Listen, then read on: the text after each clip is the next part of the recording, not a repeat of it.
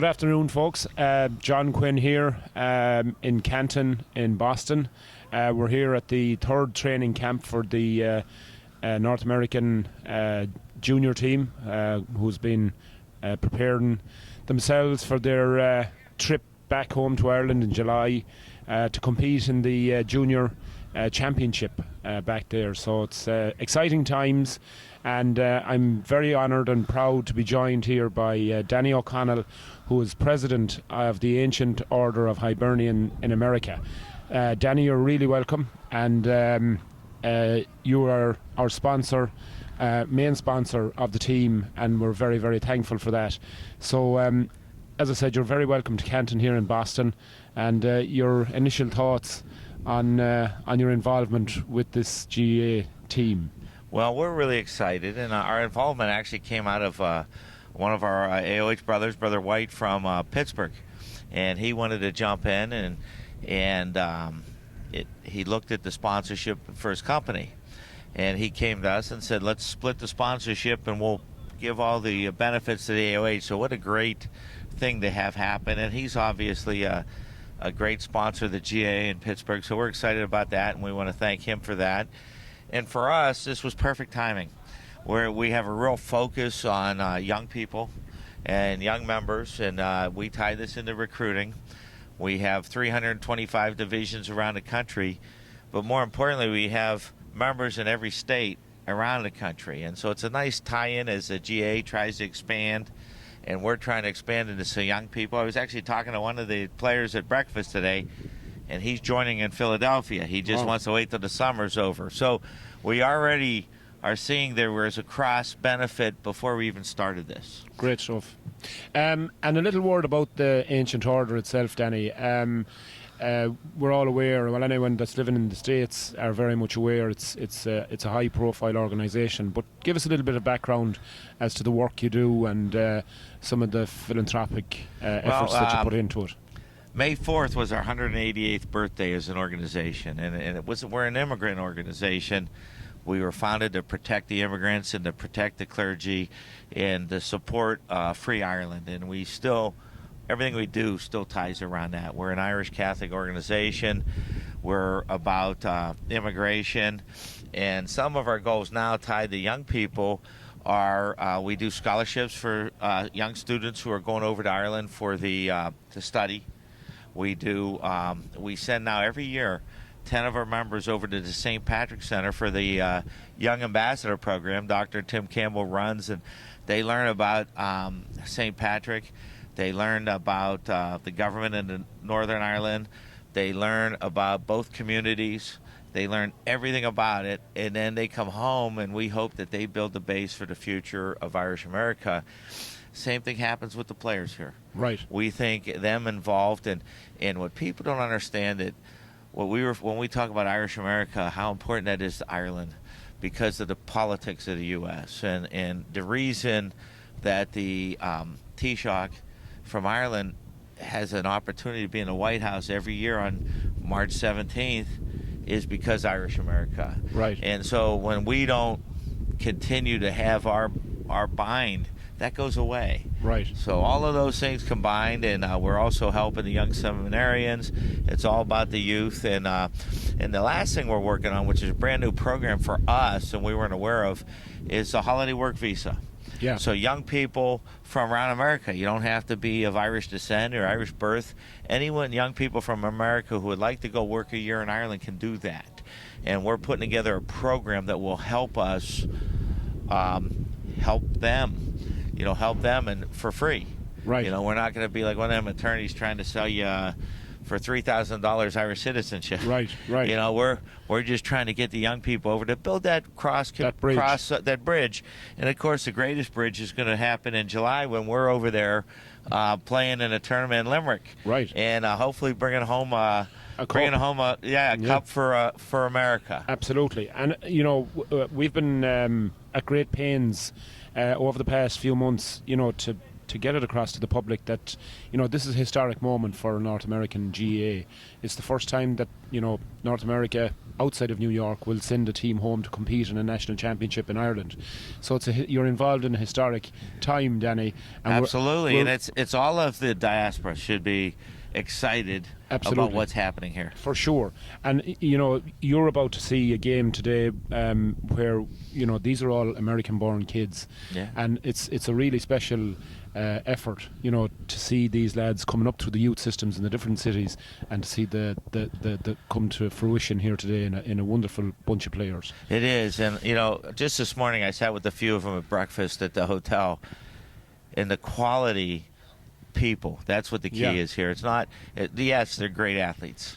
I mean, they started with 150 people tried out for the team, and we're down to, I think, 28. And what a tough job that is for the coaches and the staff here.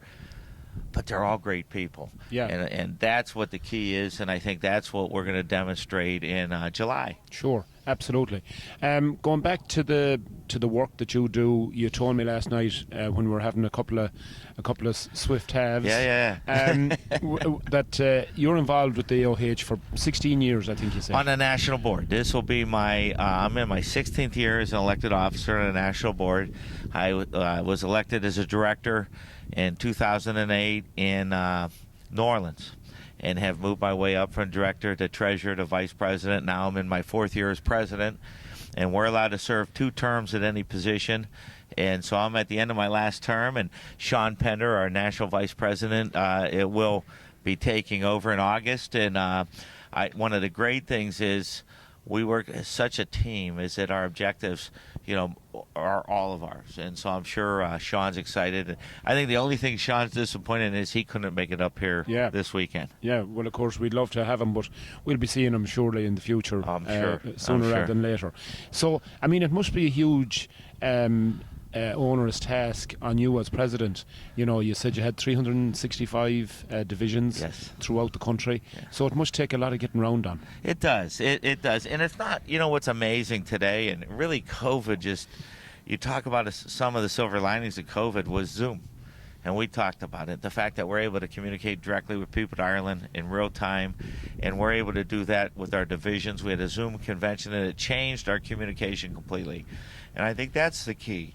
And so we could share our goals. And one of the things we do, obviously a lot of Irish Americans, their family came over because of the famine, the great hunger, the starvation. Mm-hmm. And without getting into the politics of that, the reality is we do hunger projects still today, going back to our roots. And so one of the things we do is we give out grants to people of great hunger projects. And out of our 325 divisions, I bet we have 80% of them do some sort of a hunger project.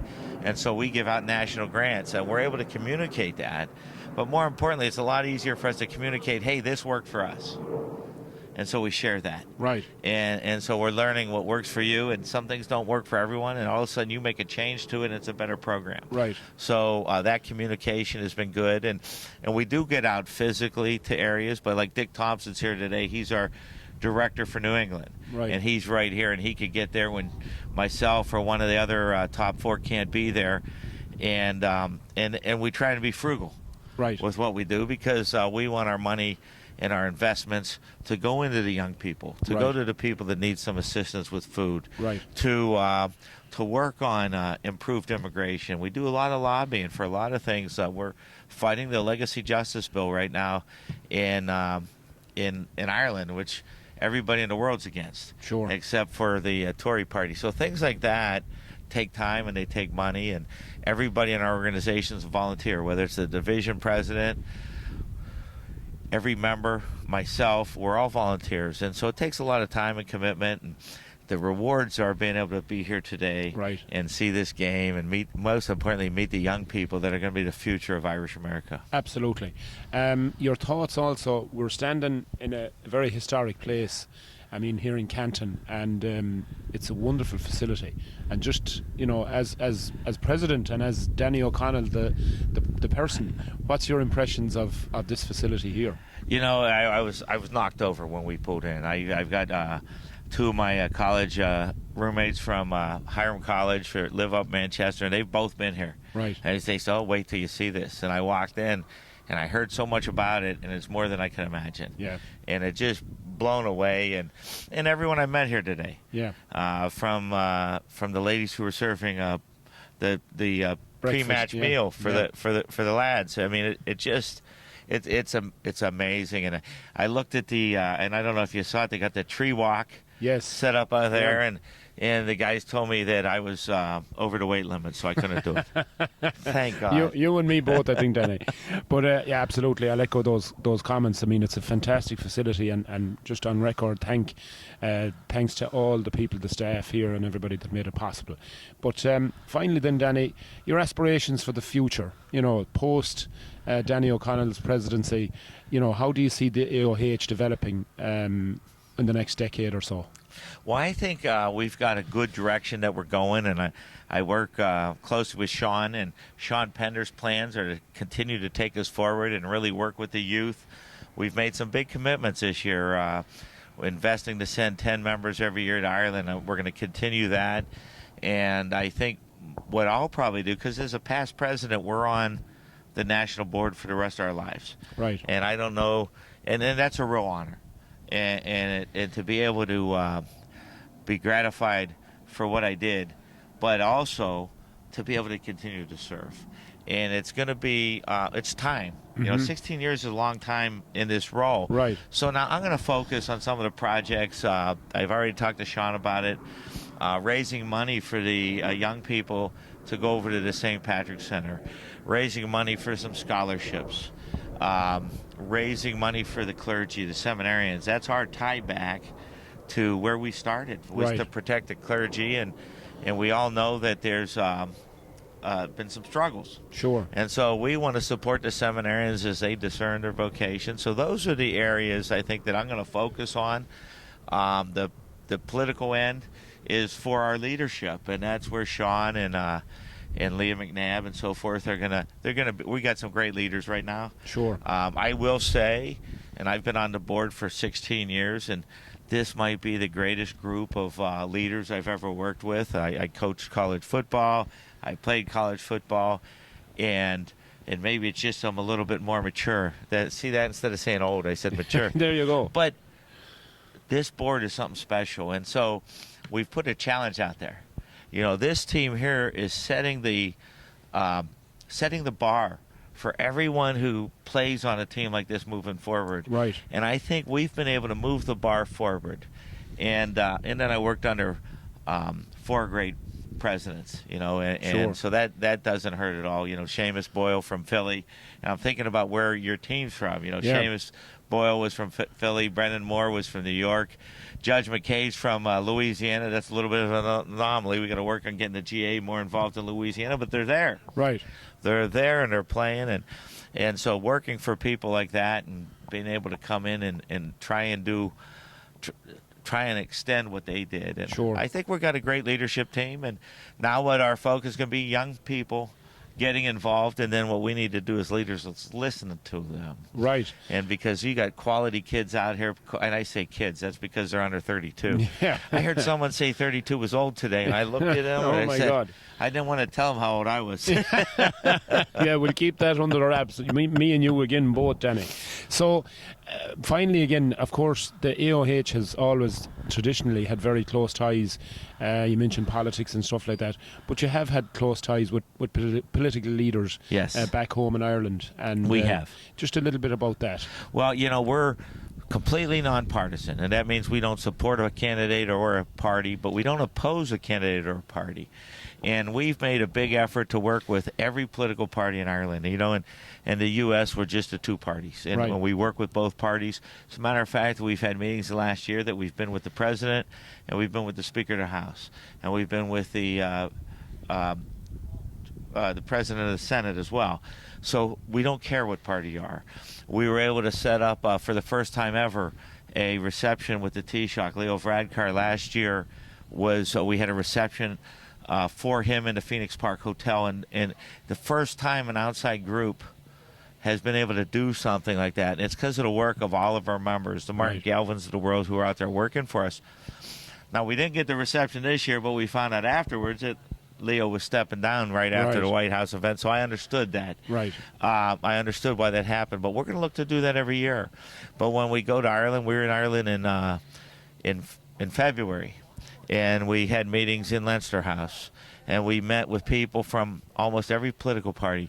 But what was amazing to me was we had several people who asked to meet with us because they knew we were there. Right. And that shows that our efforts are working. Sure. One of them was the speaker.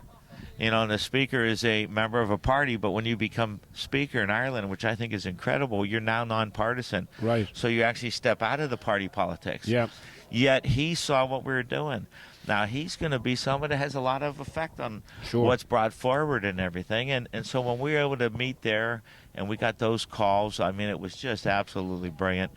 And then in Northern Ireland, we've already had an opportunity to meet with the First Minister and the Deputy First Minister. And so the doors are open, and Irish America has some influence. But our thing is we have certain goals we work with that are common to Ireland. And obviously what they do is what they do, and what we do in America is different. So, Right. But that bridge that you mentioned, Yeah. what a great term. Yeah. That bridge to Ireland is what the AOH has become. That's fantastic.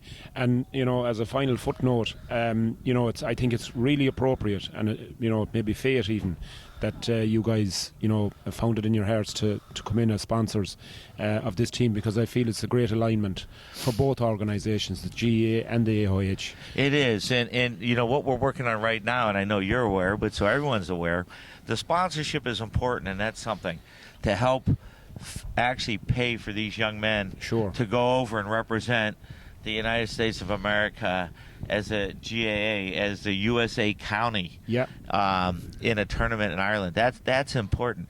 But what might be more important, what's going on right now behind the scenes, where we're establishing a 3-year partnership that beyond the money, it's a partnership of shared goals where we're going to cross promote each other. Right. We're gonna be in the GA newsletters as you see them. The GA is going to be in our digest and our newsletters. We're going to throughout the year do we do Zoom meetings. We're going to do cross Zoom meetings and that type of thing. And so that's just the tip of the iceberg. Sure. But it's not about just the money and the sponsorship. And I Right. think that's what was so great about putting this together. It's something that's, what we're going to say in about a year is, why didn't we start this 20 years ago? Right. And it's okay. Yeah. That's what we're about, is forging new things, and this is just one for the books now. One for the books. Well, it's a wonderful one for the books, and again, we're deeply indebted to you, Danny. And It's a thank you so great much. partnership, and it's a two-way street. You know that. Absolutely. Danny, it was a pleasure talking to you. Thank you. And we hope to see you many, many times Yes. in the future. And the Yes. best of luck with your final... You'll be tired of me. Yeah, that's all right too. But the All best of right. luck with your final few months in President. Thank you. And you deserve a vacation after that. So Thank you. And we're going to take a vacation at the end of the month. We're going over for 17 nights. That's right. Some family members, myself, and so I'm going to take a little bit of that vacation ahead of time. A Beautiful. working vacation, if you will. A working vacation. Ladies and gentlemen, pleasure to talk with Danny God Danny bless you, O'Connell. man. Thank God you, bless man. you. Thank you very much. That's Danny O'Connell, folks, from the AOH here in the US. Really great guy, great organisation, and as Danny said, we'll be cross-promoting each other, each organisation. So Absolutely. really look forward to working with these guys. And so we'll be back in a few moments. We're going to chat with Jack Lynch, the captain of the team, and a couple other guys. So we'll be back in a very few minutes. Thanks, folks.